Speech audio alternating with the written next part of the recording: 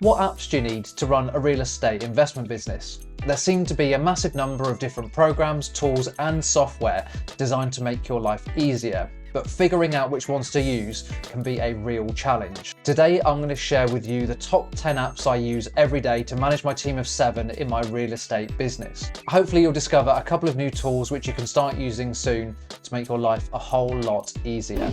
Hello and welcome. I'm Andy, a real estate investor and coach.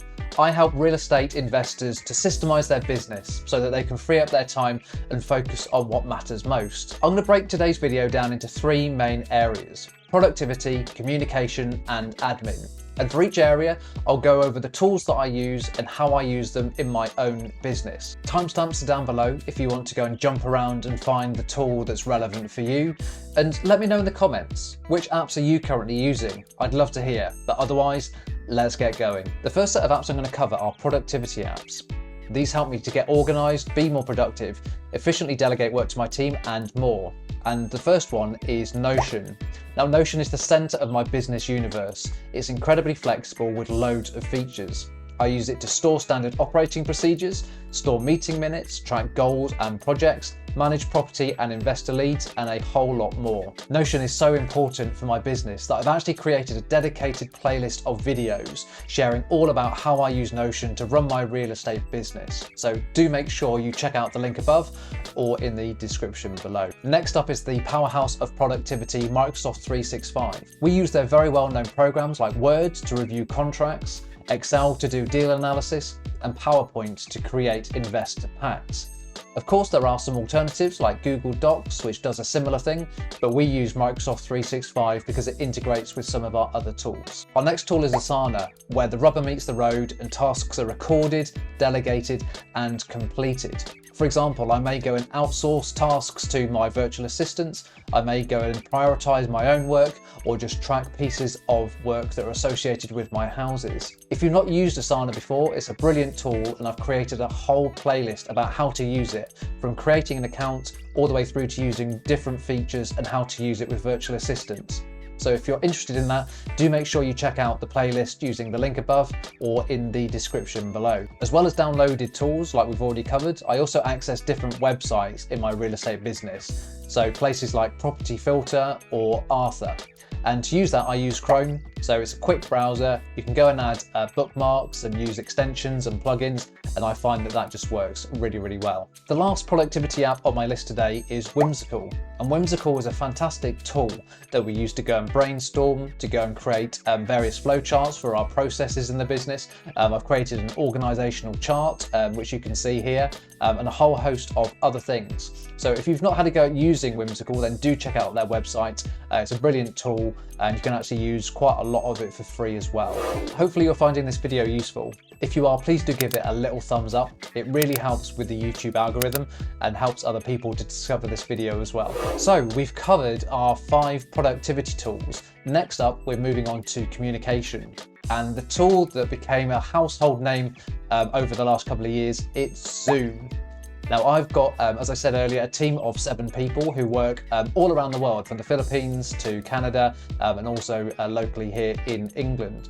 And Zoom is our key tool for making sure that we can stay in touch, we can share screens, we can get through problems, and just check in with each other on a regular basis. As well as video communication on Zoom, we also use Slack for text communication. Now, for any communication that's relevant to tasks, we make sure that that stays within Asana, but for general chit-chat, for logistics, for checking in, asking questions of a general nature, we use that, do that in Slack. And we've got various channels set up for different areas of the business, like social media marketing. We've got a general channel as well. We've also got one on sourcing properties. So Slack, it's free, lots of functionality, lots of plugins and integrations as well. So we use Slack on a daily basis. And finally, we're at the admin section. Now, these are tools that are important to help the business run day to day. They aren't necessarily anything to do with productivity or sort of getting work done and moving things forwards, but we have to use them just to keep the business ticking over as usual. So our first admin tool is Sharepoint, and this connects in with Microsoft 365, which we were discussing earlier. Now, Sharepoint allows us to go and back up our documents. It allows us to go and share them amongst the team, and it also allows us to share them with people externally. And if there's one thing I want you to take out of this video, it's please, please, please back up your documents, whether it's Dropbox or OneDrive or Google Drive or SharePoint, any of those tools. Just make sure that you back up your documents, because if something catastrophic happened, like your laptop was stolen or damaged or corrupted, or you lost all these documents, you don't want your business to be in jeopardy and all of those months or even years of work just disappearing because you didn't put one of these backup solutions in place. So yeah, we use SharePoint. It's brilliant, really easy to use. You can download documents locally onto your computer, and then it re-uploads them automatically. Recommend it, but then Google Drive and Dropbox, etc. are also just as good. But whatever you do, just put some form of cloud storage in place to protect your business. So leading on from the business continuity piece around backing up your documents, you also need to make sure that your business is secure, especially when working with virtual assistants and other team members around your passwords and password security. And having the same password for lots and lots of different applications is not a good idea. That's why we use Lastpass teams, so that I can set up very strong, long passwords, share them with the team members who don't actually need to know what the passwords are. Every website has a different password.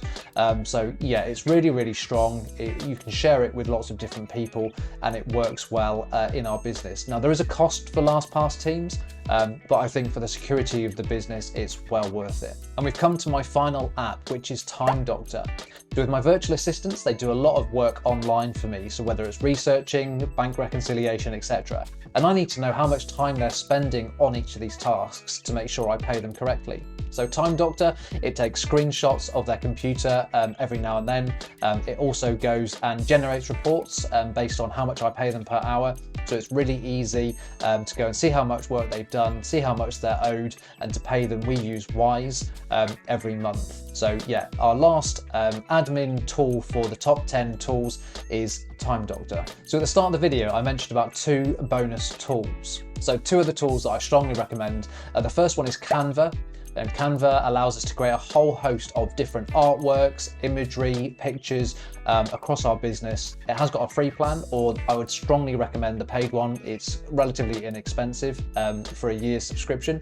So Canva is a brilliant tool. And then secondly is Screencast-O-Matic. So Screencast-O-Matic enables us to do screen recordings. So whether it's recording our standard operating procedures or just sharing an update with the team via video, it's free, it's easy to use, and it's a bit more flexible than Loom, which you may also have heard of. So check out Screencast-O-Matic. Wow, we've covered a lot today.